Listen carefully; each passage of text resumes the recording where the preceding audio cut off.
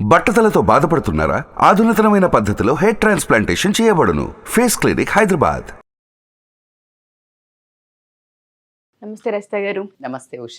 ఎప్పుడైతే మనం సైకాలజీ ఎక్కువగా మాట్లాడుతూ ఉంటామో భార్యాభర్తల గురించి సర్వసాధారణంగా మాట్లాడుతూ ఉంటాం. ఆడపడుచుల గురించి కూడా చాలామంది కామెంట్స్ పెట్టిన వాళ్ళు ఉన్నారు. వీటిపైన మీరు మాట్లాడండి, మేము చాలా సఫర్ అవుతూ ఉన్నాము, తెలియకుండానే నాకు నా భర్తకి మధ్య ఇష్యూస్ వస్తున్నాయి, వీళ్ళ వల్లనే గ్యాప్ వస్తూ ఉంది అని.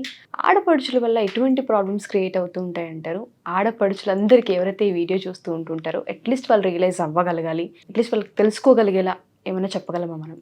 అసలు ఎంత మంచి పొజిషన్ అది, దాన్ని అంత నెగిటివ్గా పోర్ట్రే అయితే అవుతుంది.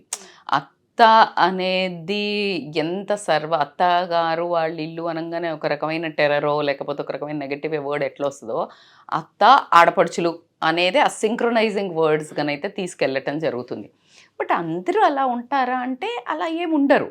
సో కానీ నన్ను అడిగితే ఇప్పుడున్న ట్రెండ్ కొంచెం తగ్గుండొచ్చు, బట్ ఉన్న దాంట్లో ఎక్కువ జెలసీ ఫ్యాక్టర్తో వచ్చే గొడవలు అవుతాయి ఇప్పుడున్న ట్రెండ్కి. సేమ్ ఏజో సేమ్ ఎడ్యుకేషన్ ఉండటం వల్ల.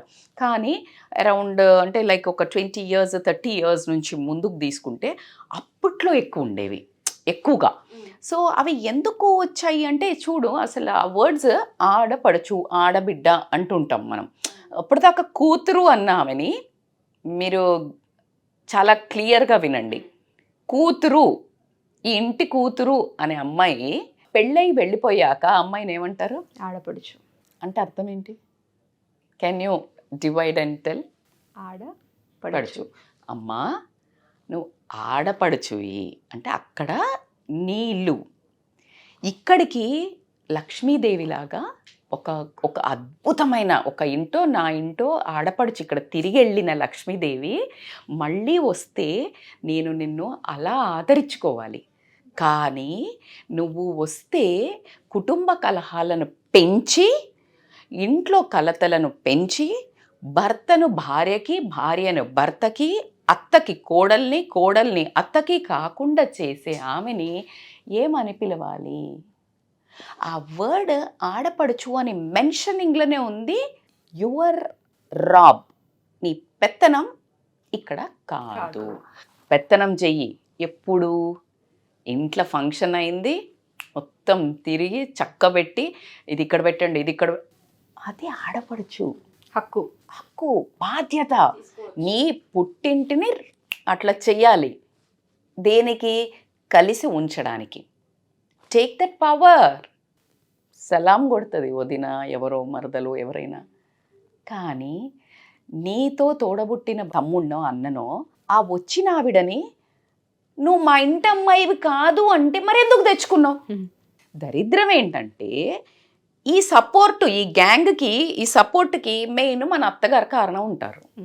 60-70%. ఈ అత్తగారు ఎందుకు కారణం ఉంటారు అనేది నాకు ఇప్పటికీ అర్థం కాని ఒక చిన్న సివిక్ సెన్స్ కూడా లేని ఒక బాధాకరమైన విషయం ఏంటంటే, సాస్ బి కవి బహూతి. అత్త ఒకప్పుడు కోడల కాదా? అంతే కదా, కోడలే ఖచ్చితంగా. అది ఎందుకు మర్చిపోతారు? అప్పుడు నిన్ను ఒకవేళ బాధపట్టి ఉంటే నీ శాడిజం ఏంటి మళ్ళా నువ్వు బాధ పెట్టాలని? నువ్వు అక్కడ కదా ఎన్నో కోల్పోయినావు. నీ వచ్చిన బిడ్డను, నీ వచ్చిన కోడల్ని నువ్వు అలా చూసుకోకూడదు కదా. ఇప్పుడు మనం ఒక తప్పు చూసి వచ్చినప్పుడు మళ్ళీ అది చేస్తామా? చేస్తున్నావంటే నువ్వు దుర్మార్గమే కదా. దుర్మార్గులంటే కత్తి పట్టుకొని మనుషుల్ని చంపేవాళ్లే కాదు, మనస్సులను చంపేవాళ్ళు కూడా దుర్మార్గులను, హంతకుల కిందనే నేను కన్సిడర్ చేస్తాను.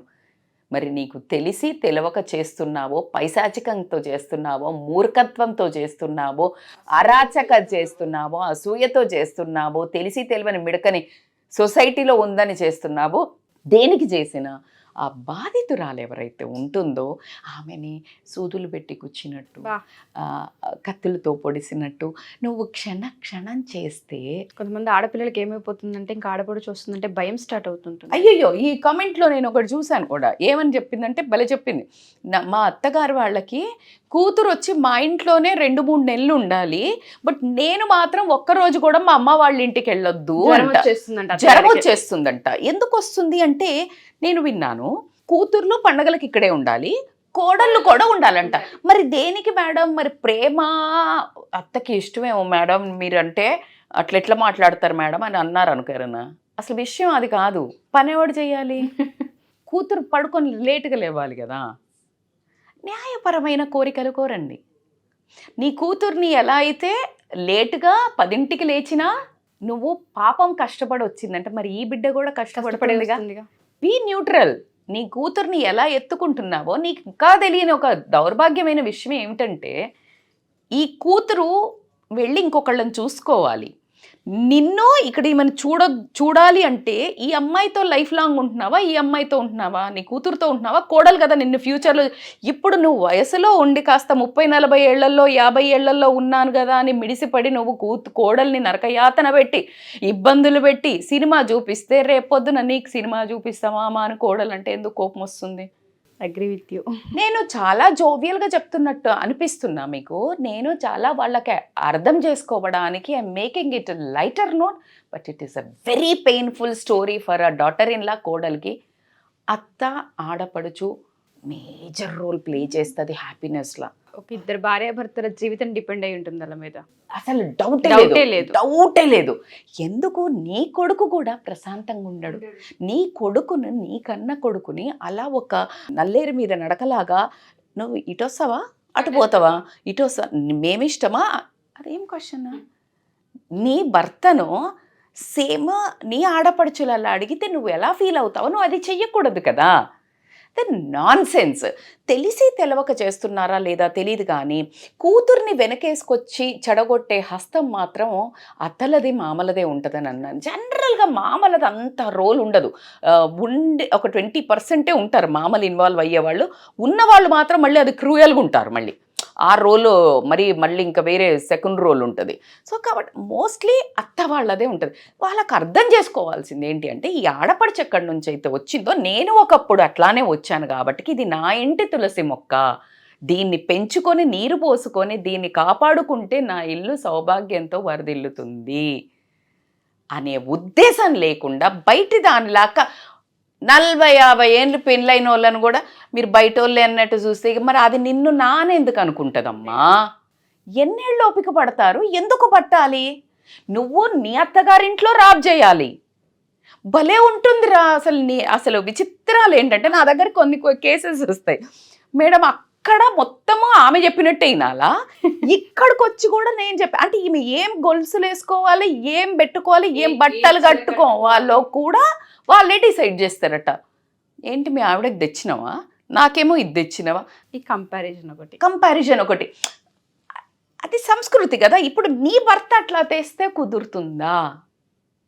నువ్వు ఏ క్వశ్చన్ నువ్వు ఈ పుట్టింట్లో వేసినా నువ్వు దానికి అక్కడ ఓకేనా, నువ్వు అలా చేస్తున్నావా ఆలోచించుకో. మా అమ్మని సరిగ్గా చూస్తలేవంటే నువ్వు చూస్తున్నావా మీ అత్తగారిని? పొద్దున్న లేస్తే కాళ్ళకి చక్రాలు కొట్టుకొని రోడ్ల మీద తిరుగుతుంటారు అన్నం పెట్టకుండా. అట్లాంటి అత్తగారులు కూడా నోరు మూసుకుని ఉండే వాళ్ళు ఉన్నారు. అదేంటో మరి అలాగ కలిసి వచ్చే వాళ్ళకి పూర్తిగా కలిసి వస్తుంది, కలిసి రాని వాళ్ళకి పూర్తిగా కలిసి రాదు. అది ఏం దౌర్భాగ్యమో కాకపోతే. అందుకే అంటారు లా ఆఫ్ అట్రాక్షన్ ఏదో మునగొట్టిద్దో ఏమో తెలియదు కానీ వీళ్ళని ఇట్లాగే సతాయిస్తుంటారు. వాళ్ళ దగ్గరకు వచ్చే వరకు మళ్ళీ వెళ్ళు. ఇంకా కొంతమంది ఫ్యామిలీలో చేశారు అత్త కూతుర్లు వీళ్ళు వెళ్ళి బట్టలు తెచ్చుకుంటారు, కోడలు మాత్రం పని మనిషిలాగా అక్కడ తేరు. అది అసలు నువ్వు ఏం నేర్పిస్తున్నావు? నీకు ఎంతసేపు నీ ఇంటికి వచ్చిన ఆడపిల్లని ఎలా చూసుకోవాలి, ఎంత ప్రశాంతంగా చూసుకుంటే నీ సంసారం అంత సస్యశ్యామలంగా ఆదర్శంగా ఆనందంగా. ఒక్కొక్క ఇల్లు అట్లా ఆలోచిస్తే ఇలాంటి ప్రాబ్లమ్స్ ఉంటాయా? కొడుకు కూడా ఒక వార్నింగ్, రే అమ్మాయిని తీసుకొని బయటికి వెళ్ళు అలా చెప్పే అత్తగారు ఎంతమంది ఉన్నారు? 4 సార్లు 3 సార్లు వెళ్ళిందంటే ఏంది ఊరికే తిరుగుతూనే ఉంటారు. అమ్మ నీ కొడుకు వీళ్ళు మధ్యలో పోపు. సో ఇలాంటి మూర్ఖత్వము అంటే నాకు అర్థమైంది ఏంటి అని అంటే ఈ జలసీ ఫ్యాక్టర్ ఎక్కువ ఉంటుందేమో. 2-3 ఇయర్స్ 4-5 ఇయర్స్ ఎక్కువ ఉన్నప్పుడు ఈ జలసీతో చేసేది ఒకటి. ఇంకొక ఆందోళనకరమైన విషయం ఏంటంటే పెద్దవాళ్ళు ఉంటారు, ఇంకా 10 ఏళ్ళు 15 ఏళ్ళు పెద్దవాళ్ళు కూడా ఆడపడుచులు ఉంటారు. కొంతమంది ఎర్లీగా పుడతారు, వీళ్ళు పిలిచిన వాళ్ళు మళ్ళీ అదొక రకమైన పెత్తనం. ఎలా వాళ్ళ పిల్లల్ని మొత్తం వీళ్ళే సాకాలి, ఈ మేనమామే సాకాలి, మేనమామలు దింపి రావాలి తీసుకురావాలి అన్నీ చెయ్యాలి, వీళ్ళ పిల్లల్ని మాత్రం ఏం చెయ్యరు. ఏంటది అంటే నీ పిల్లలు చాలా గొప్ప, వీళ్ళ పిల్లలు నీకు గొప్ప కాదా? నువ్వు ఎన్నిసార్లు వాళ్ళకి చేసి ఉంటావు? నీ పిల్లలు రావంగానే అటెన్షన్ ఇవ్వాలి, నీ పిల్లలు రావంగానే చెయ్యాలి. మరి ఈ పిల్లల్ని బయట పిల్లలు బాగా చూసుకుంటారు, మళ్ళీ అన్న కావాలి, వదినొద్దు, వదిన పిల్లలు వద్దు. ఎంత మూర్ఖత్వం అమ్మా, అమానుషం కదా. వీళ్ళని డెకాయిడ్స్, టెర్రరిస్టులు అనకపోతే వీళ్ళని ఏమని, ప్రతి ఫ్యామిలీకి ఇలాంటి డెకాయిట్లు, టెర్రరిస్టులు ఉంటారా తల్లి, దుర్మార్గులు. అయితే మనము కాస్త చాలా మంచిగా చెప్పుకుంటున్నాం, కరుకుగా చెప్పే వాళ్ళతో చెప్పించాలి అంటే కనుక ఈ స్టోరీని బూతులు వస్తాయి. బూతులతో పాటు మీకు అర్థం కావట్లేదు, సూసైడ్లు చేసుకునే వాళ్ళు ఉన్నారు కదరా, అది ఎన్నో చూస్తున్నాం. అంటే చేసుకోనోళ్ళంతా ఆడబిడ్డలు మంచోళ్ళని కాదు, నెగ్గుకొస్తున్నారు, ఈడ్చుకొస్తున్నారు, తట్టుకుంటున్నారు, కన్నీళ్ళ పర్యంతమై మెత్తలు దిండులు దడిచేదాకా ఏడుస్తున్నారు, నరాలు బిగబట్టుకొని పీక్కొని ఏడుస్తున్నారు. ఏంటి, ఎవరిచ్చారు నీకు ఆ హక్కు? ఇంకొక ఆడపిల్లను నరక యాతన పెట్టే హక్కు నీకు ఎవరిచ్చారు? ఇంటోడు పోయి మందిలో కలిస్తే నీకు ఇక్కడ రక్షణ ఏది? ఇంకా దరిద్రం ఏంటంటే ఇంటోళ్ళే బయటలో చేరి వీళ్ళను హాంట్ చేస్తుంటారు, హెరాస్ చేస్తుంటారు. అది అది చాలా రాంగ్ అనేది ఎందుకు తెలియట్లేదు. మళ్ళీ ఎడ్యుకేటెడ్ ఉంటారు. అయితే నాకు ఒక రీసెంట్గా నాకు తెలిసిన దగ్గర ఒక అమ్మాయి ఉంది, ఇన్ఫాక్ట్ అది ఒక కేస్ స్టడీ కూడా. నాకు she's a well educated, reputed పొజిషన్లో ఉంది. అంటే ఇప్పుడు నేను ఇట్లా డాక్టర్, ఇంజనీరు, మంచి సీఈఓ ఆ రేంజ్లో ఉన్న అమ్మాయిని కూడా ఆడపడుచు అల్లాడిస్తుంది.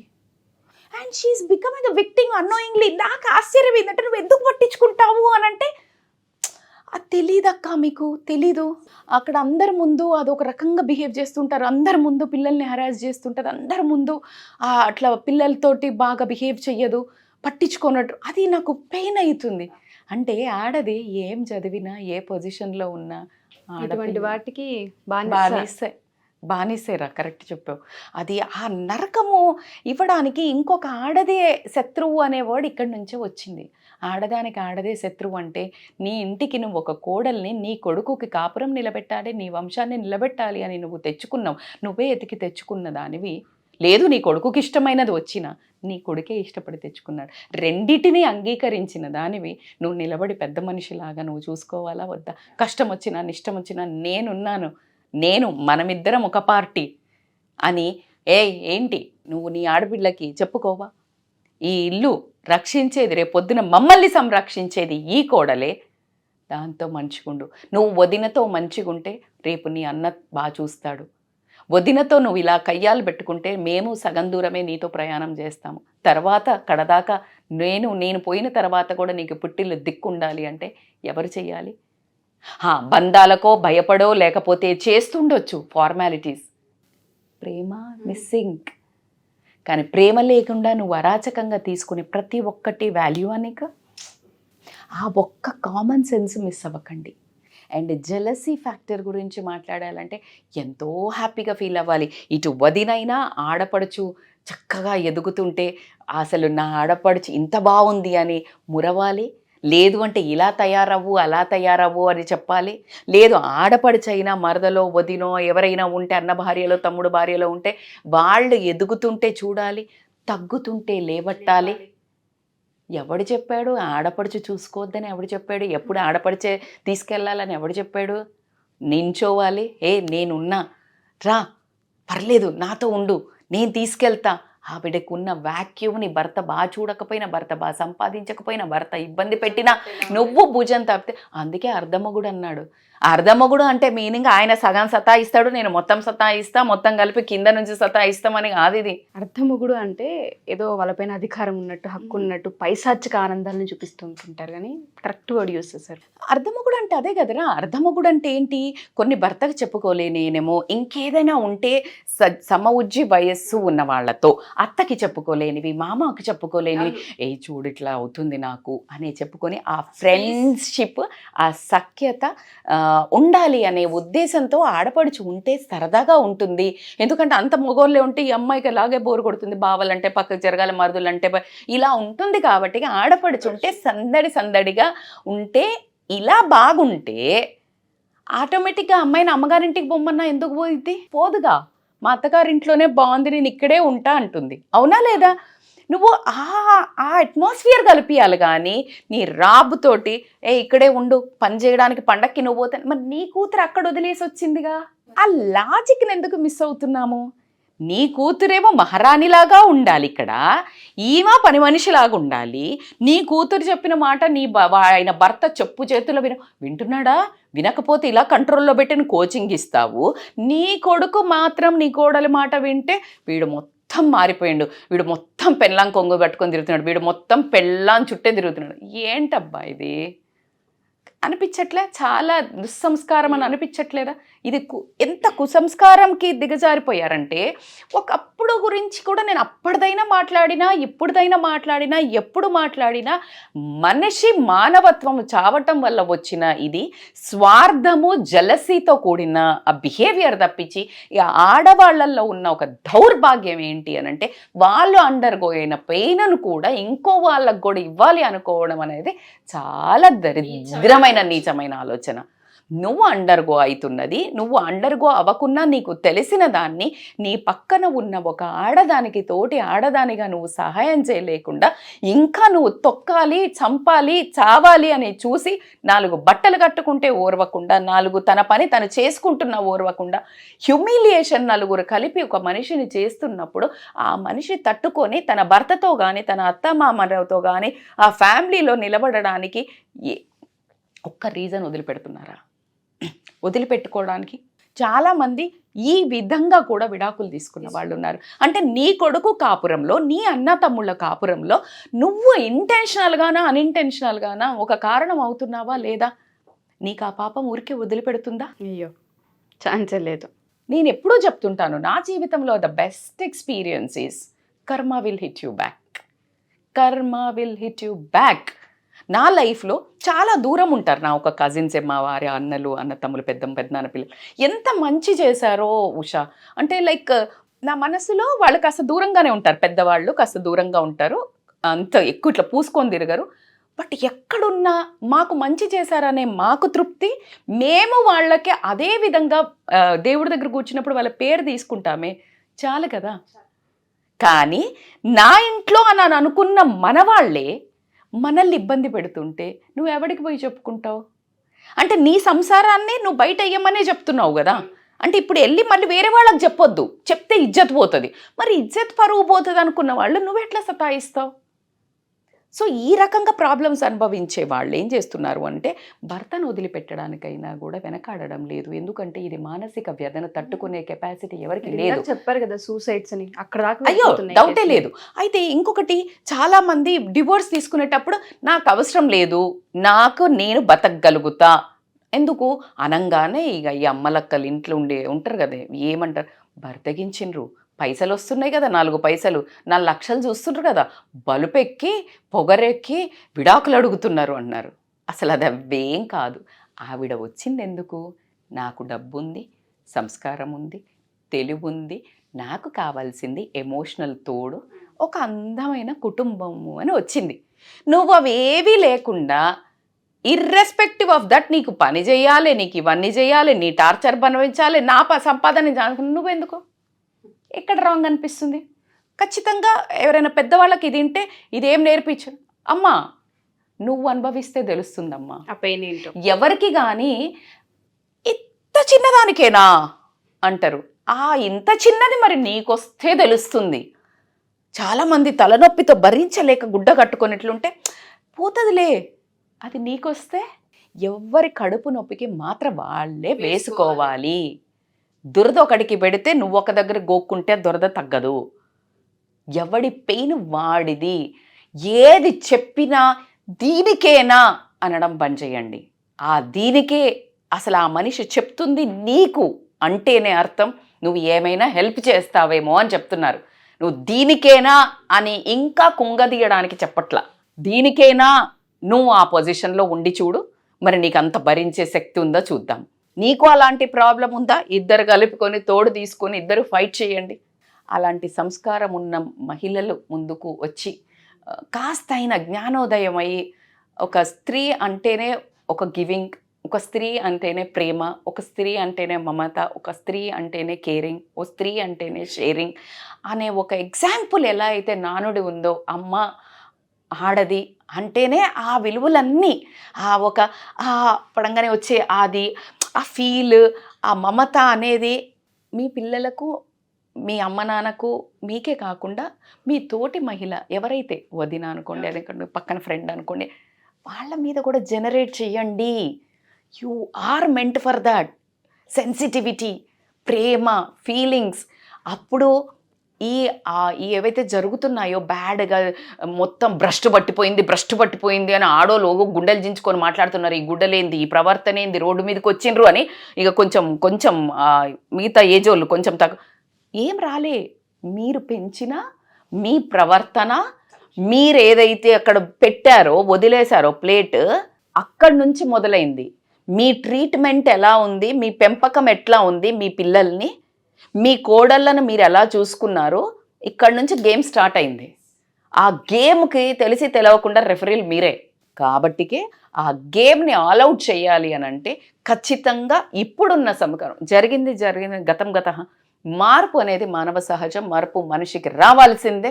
నీ పుట్టింటికి నువ్వు వస్తున్నావు అంటే 1000 కళ్ళతో నీ వదిన, నీ అన్న, నీ వదిన పిల్లలో, నీ మరదల పిల్లలో ఎదురు చూడాలి.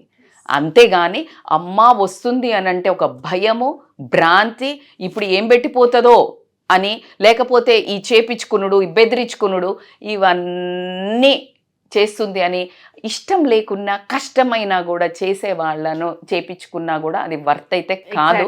సో వాళ్ళు ఏం చేయాలన్నా నువ్వు వర్త్ పెంచుకో, ప్రేమతో సంపాదించుకో, హక్కుతోటి లాక్కోవాలని బంధాలను ఎప్పుడు ఎవరు చూసినా చరిత్రలో అది ఎప్పుడు నిలబడిందే లేదు. ఈజీగా ఈ మధ్య మాటలు అయితే బంద్ చేస్తున్నారు. ఒకప్పుడైతే మాటలు బంద్ చేయలేదు, సచ్చుకుంటే మాట్లాడాల్సి వచ్చేది. ఇప్పుడున్న యంగ్స్టర్స్కి అంత సీన్ లేదు, దొబ్బయ్య అని అనుకుంటున్నారు. ఎందుకంటే ఇనఫ్ యార్, ఇనఫ్. ఎంతమందిని భరిస్తుంది? ఈయనను భరించి, ఆయనను పంపించి, ఆఫీస్లో భరించి, బయట ట్రాఫిక్ని భరించి, నా కష్టాలు మరి. అందుకని భరించడం ఆవేశారు. నువ్వే తెలియకుండా అన్న తమ్ముల రిలేషన్ని, అక్క చెల్లెల రిలేషన్ అంతా చెడిపోవడం జరుగుతుంది. కాబట్టికే నీ తల్లిదండ్రిని బాగా చూసుకోవాలన్నా నువ్వు వదినతో బాగుండాల్సిందే. ఉంటేనే నీ తల్లిదండ్రికి ప్రేమగా బాగా చూసుకోవడం జరుగుతుంది. కాబట్టికి ఆ ఒక రిలేషన్ని సంస్కరించాలి అన్నా కూడా నువ్వు నీ బిహేవియర్ అయితే మంచిది. ఇందులో నెగటివ్గా ఎవరికీ చెప్పట్లేదు. ఏమైనా మిస్అండర్స్టాండింగ్స్ ఉండి ఈగోకు పోయి, జెలసీకి పోయి చిన్న తప్పులు చేస్తుంటే కరెక్షన్ అనేది ఇంపార్టెంట్ కాబట్టికే చెప్పడం జరిగింది. Thank you so much Rachitha గారు, వండర్ఫుల్ ఎక్స్ప్లెనేషన్. నేనైతే అలా ఉండిపోయాను వింటూ. అయ్యో యాక్చువల్లీ నేను మొన్న మీ ఆడపడుచుని చూశాను ఉషా.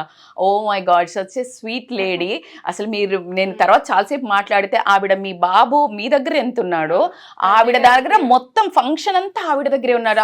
ఆవిడ ప్రేమ చూస్తే అసలు ఆవిడే తల్లి అన్నట్టు చూస్తే తర్వాత నాకు తెలిసింది ఏంటంటే అసలు మొత్తము తనే చూసుకుంటుంది. వాళ్ళ హస్బెండ్ అంతా బట్టలు తెస్తారు, నువ్వు బిజీ ఉన్నావని. ఏం పుణ్యం చేసుకున్నావు రా తల్లి, మీ ఆయనే బంగారం అనుకుంటే మీ ఆడపడుచు అంతకు మించి డబల్ బంగారం ఉంది.